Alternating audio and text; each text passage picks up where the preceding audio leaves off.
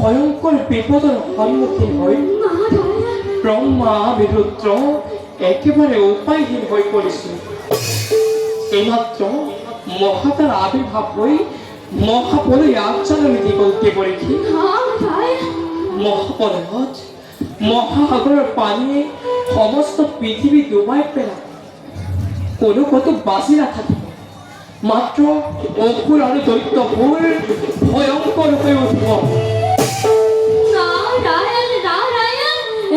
সংঘাত কৰিবলৈ ৰুদ্ৰলৈ কিমান সময় প্ৰয়োজন হ'ব প্ৰভু? দুষ্টাক দমন আৰু সৰ্ব পালন প্ৰভু কৰিবই লাগিব। আপুনি কথাটো একেবাৰে পাতল ভাবিছে। চাওকচোন, এবাৰ ধ্বংস হোৱা সৃষ্টি পুনৰ গঢ় দিয়াটো জানো ইমান সহজ? অৱশ্যে ঠিকেই প্ৰভু। এই মহাপ্ৰলয় কোনো কতো বাচি নাথাকিব।